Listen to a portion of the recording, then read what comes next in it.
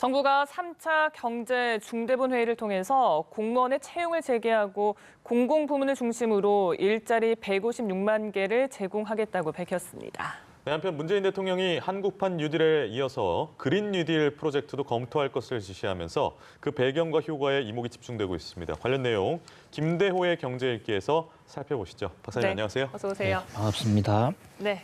자, 이렇게 고용시장 상황이 점점 더 악화되는 가운데 3차 비상경제 중대본 회의가 열렸습니다. 일자리 대책에 대해서 좀 언급이 있었는데 우선 공공부문을 중심으로 일자리 156만 개 제공에 주력하겠다라고 밝혔어요. 그럼 뭐 어떤 일자리가 되는 건지도 궁금하고요. 네, 오늘 홍남기 부총리가 원칙적으로 밝힌 내용의 핵심인데요. 공공 일자리를 150만 개를 만들겠다. 그래서 아주 이제 디테일한 것은 조금 더 연구를 해봐야 되겠습니다만 네. 기본적으로 이 156만 개의 구성은 첫 번째로 이 기존에 해오던 사업, 그러니까 정부가 2020년도 이 예산안 사업으로 94만 명의 공공 일자리를 늘리는 사업을 해오고 있었습니다. 네. 그런데 그게 코로나 이 바이러스 때문에 그 근로자들이 근무 환경이 코로나 감염 우려가 있기 때문에 일시적으로 지금 휴직한 상태들이 많거든요. 예. 이것을 전면적으로 다시 돌리게 되면 94만 개의 일자리가 늘어난다는 것입니다. 이것은 예정이 된 것이기 이제 다시 부활되고 또 가속화된다는 뜻이고요. 네. 완전히 신규로 생겨나는 것은 55만 명의 일자리입니다. 55만 개. 예, 55만 명의 이제 일자리 중에서 그중 10만 개는 컨텐츠 사업. 앞으로 포스트 코로나 시대에 필요한 정부 공공기관의 컨텐츠를 강화한다든지 이를테면 집에 앉아서 프로그램을 짠다든지 예. PDF 파일을 만든다든지 이런 일자리 10만 개를 만들고요. 여기에 1조 원 정도 예산이 소요됩니다. 그리고 또 취약계층, 그러니까 지금 아르바이트 학생들이나 저소득계층 이런 층에 30만 개의 일자리를 마련하는데요.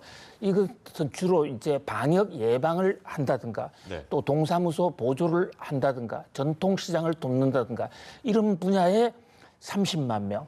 그리고 또 15만 명이 더 있습니다. 이 15만 명은 민간 기업이 특히 중소기업을 중심으로 고용을 하면 정부가 3개월 정도 도와주겠다는 것인데요. 네. 이 대목 역시도 홈페이지를 만든다든가 또는 각 회사의 기록물을 정보화시킨다든가 소비자들의 수요를 파악하기 위해서 빅데이터를 이용하는 이런 인력. 그러니까 정부가 완전히 올곧이 새롭게 추가로 만들어낸 일자리가 지금 55만 개가 되는데요. 네. 다시 정리드리면 공공 10만 개, 취약계층 30만 개, 정부가 기업 지원 15만 개, 이렇게 55만 개입니다. 네. 공무원 채용이나 공공기관, 공기업 채용도 재개가 되는데 참 다행스러운데 이거는 규모가 어느 정도 됩니까? 예, 공무원은 이제 당장에 현재 올해 예정됐던 공무원 또 공공기관, 공사 등이죠. 예. 이런 쪽에서의 이제 5급 공무원부터 7급, 9급 이 인원이 현재 4만 8천 명 정도가 바로 이 공채가 시작이 될 예. 것으로 보입니다. 그 밖에도 이제 이 공무원 장단기 계획에 의해서 필요한 것은 전부 다 부활을 하고요. 그동안에 유보돼 있던 각종 공공성 인재 채용 이 대목이 전면 5월 달에 부활을 하겠다. 이런 게 공공 부분에서만 5, 6월 중으로 공고가 나가는데요. 여기서 약 4만 8천 명 정도입니다. 알겠습니다. 일단 뭐 다음 주까지 논의는 계속 이어갈 것 같고 그리고 소요되는 재원은 3차 추경에 반영하겠다 이렇게 밝힌 상황인데 네. 재정 건전성과 관련한 우려는 계속 나오잖아요. 예. 지금 올해 1월에서 3월 국세 수입이 8조 5천억 원 가량 감소를 했는데 이대로 이게 지금 좀 괜찮은 상황인지 궁금합니다. 그렇습니다. 경기가 나빠지다 보니까 아무래도 기업이 수익이 줄어들게 되고 그 기업들은 벌어들인 이득 중에서 일정 비율을 법인세 형태로 내고 있는데요. 네. 그 법인세가 전체 정부 세수에서 차지하는 비중이 제일 크거든요. 그런데 1분기에 급격히 둔화가 됐죠. 그런데 2분기는 더 크게 줄어들 것으로 보입니다.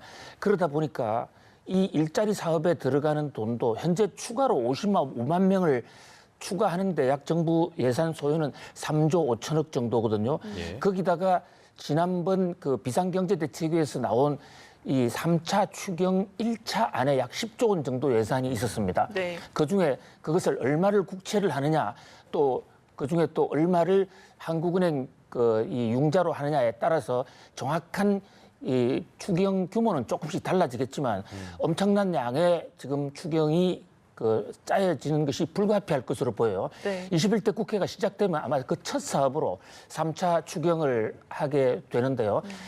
현재로서는 이제 저렇게 추경을 하게 되면 우리나라의 이제 국채 비율이 GDP에 대한 채무 비율이 올해 45% 정도 가지 않겠는가 그렇게 보입니다. 그러나 전반적으로 지금 코로나 바이러스 때문에 전 세계가 다 같이 이런 비율의 추가 재정 집행이 필요한 그런 상태이기 때문에 우리나라가 뭐 특별히 다른 나라에 비해서 재정이 더 악화되는 것으로 보기는 어렵습니다만은 그러나 이제 앞으로 이 추경을 통해서 국채가 발행되면 금융시장에서 자본 조달이라든지 또 앞으로 경기가 좋아졌을 때 추가적으로 세금을 더 내는 이런 정세 방안 이런 것도 다각적으로 검토돼야 될 것으로 보입니다. 네, 오늘 오전에 있었던 3차 비상경제 중대본회의 내용 짚어봤고 어제는 문재인 대통령이 참모들과 회의를 가지던 중에 그린 뉴딜이라는 좀 새로운 단어, 뭐 그린하면 우리가 보통 친환경을 떠올립니다만 어떤 내용인가요? 요즘 문재인 대통령께서 거의 그린 뉴딜에 필이 꽂혀 있다 같아요. 그냥 싱글벙글하면서 그린 뉴딜이 우리의 미래를 살릴 수 있는 먹거리가 될 수 있다. 이런 얘기를 여러 곳에서 여러 번 하시는 모습이 이제 목도가 되는데요. 이 그린 뉴딜 얘기는 사실 유엔에서 2008년도부터 조금씩 해왔던 얘기입니다. 네. 그러니까 지금 뉴딜이라는 게 원래 1920년대, 30년대에 미국의 루스벨트 대통령이 일자리를 늘리기 위해서 대대적인 테네시강 개발 공사를 한다면서 SOC를 늘리는 거였지 않습니까? 네.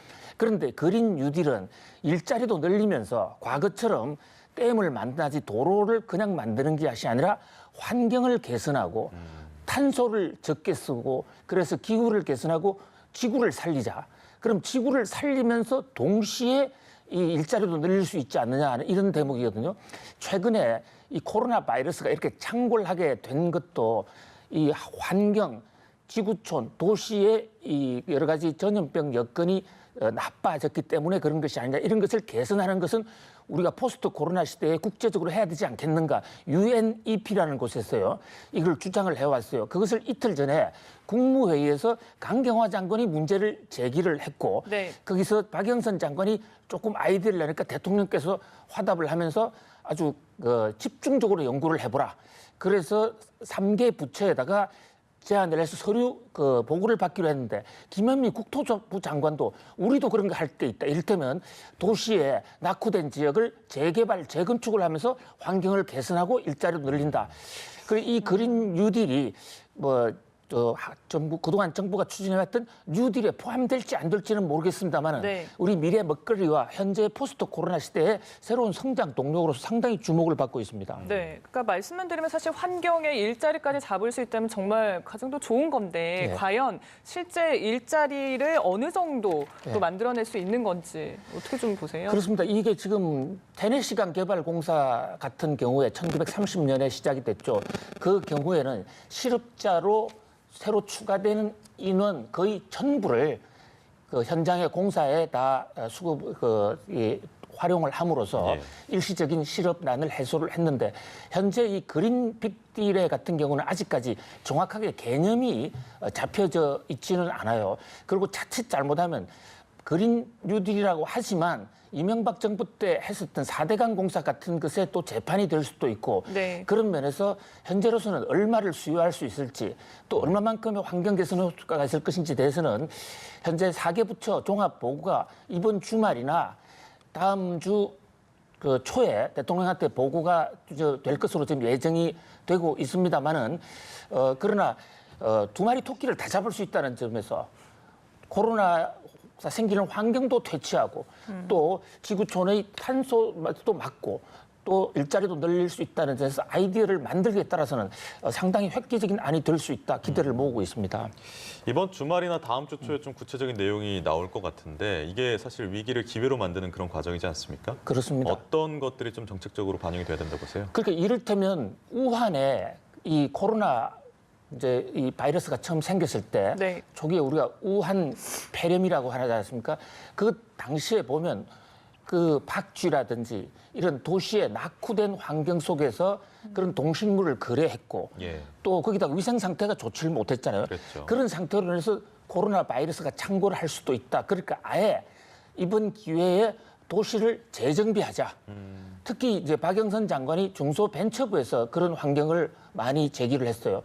또 하나는 이제 에너지와 관련해서 우리가 이 탄소를 지나치게 많이 쓰는 그런 전 세계적으로 그런 구조를 갖고 있다 보니까 지구 환경이 파괴되고 또 미세먼지도 많이 생기고 그렇다면 에너지원을 재생 에너지 위주로 이를테면 수력 발전소 댐을 이용을 한다든지 이래서 그 탄소 배출 없는 상태로 에너지를 더 많이 배출하는 이런 식의 사업들 뭐 그 밖에도 그 각양의 이 그 재개발 재건축 사업 또 그 많은 어떤 그 행정 비용을 낭비하는 중복 행정을 막고 이런 것도 컴퓨터나 이 인터넷을 통해서 획기적으로 막게 되면 그만큼 에너지가 많이 소요되지 않게 절약할 수 있는 것이거든요. 네. 행정 신청 절차 이런 것도 동구청 주민센터에서만 할 게 아니라 인터넷으로 할 수 있는 이런 것도 사실 보면 그린 뉴딜로 볼 수가 있습니다. 네, 구체적인 내용을 좀 봐야 될 것 같고요.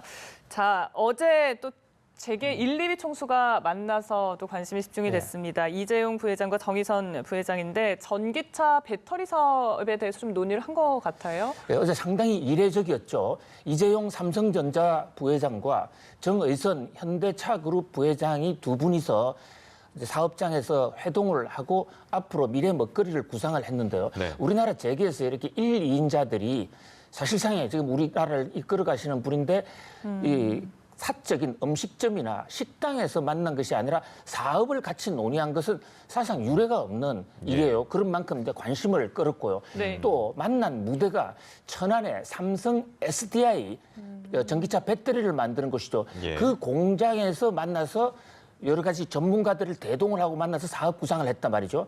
지금 정부가 구상하고 있는 한국형 뉴딜의 이 3개 정책으로 지금 돼 있지 않습니까? 네. 하나가 바이오, 하나가 시스템 반도체, 그리고 또 하나가 바로 미래차입니다. 미래차를 만들기 위해서는 에너지가 미래형으로 바뀌어야 되는데 거기에 미래차의 핵심이 바로 배터리 산업이거든요. 네. 그런 면에서 한국을 이끌어가는 두 재벌 총수가 배터리 개발에 힘을 모았다 하는 점이 굉장히 주목을 끌고요. 또 저 두 분은 1995년에 삼성의 전 이건희 지금 회장께서 삼성 자동차를 만들면서 자동차 분야에서 서로 선두 다툼 또는 상당히 사사건건 충돌을 하기도 했습니다. 그런 어떤 적대적 이 대적 관계를 완전히 청산하고 같이 한번 해보자. 그리고 조금 더 나아가서는 삼성과 현대가 이번 기회에 공동으로 회사를 하나 만들지 않느냐. 전기차 배터리 회사를 만든 그런 기대도 지금 제기가 되고 있습니다. 네, 안 그래도 국내외 이제 기업들이 합작법인을 만들고 사업에 뛰어들고 있는 그런 모습인데 이 차세대 전기차 배터리로 꼽히는 게 전고체 배터리라고 해요. 이 시장 어떻게 좀 이 전망을 굉장히 중요한 대목인데요. 우리가 지금 미래의 자동차뿐만 아니라 모든 원격 시대에 그 기계를 움직이는 것은 스스로 움직일 수 있는 에너지가 있어야 되고 그 스스로 움직일 수 있는 에너지의 핵심은 배터리입니다. 일회용으로 쓸 수 있는 것은 워낙 그 소비가 많이 되고 덩치가 큽니다만 2차 전지라는 것은 재충전할 수 있는 것이거든요. 네. 이 재충전하는 배터리를 누가 만드느냐에 따라서 세계 경제, 세계 비즈니스의 성패가 좌우된다고 해도 과언이 아닙니다. 다행히 우리나라는 지금 세계에서 3위권 안에 상당히 앞서가 있어요. 일본과 중국이 지금 우리하고 경쟁을 벌이고 있는데요. 일본의 도요타 자동차와 또 전기 배터리를 만드는 파나소닉이 최근에 합작을 해서 전기차 배터리 공장을 출범했습니다. 네. 현재 지금 배터리 중에서 방금 지적해 주신 전고체 배터리, 전고체라는 게 전부를 고체로 만든다는 뜻이거든요.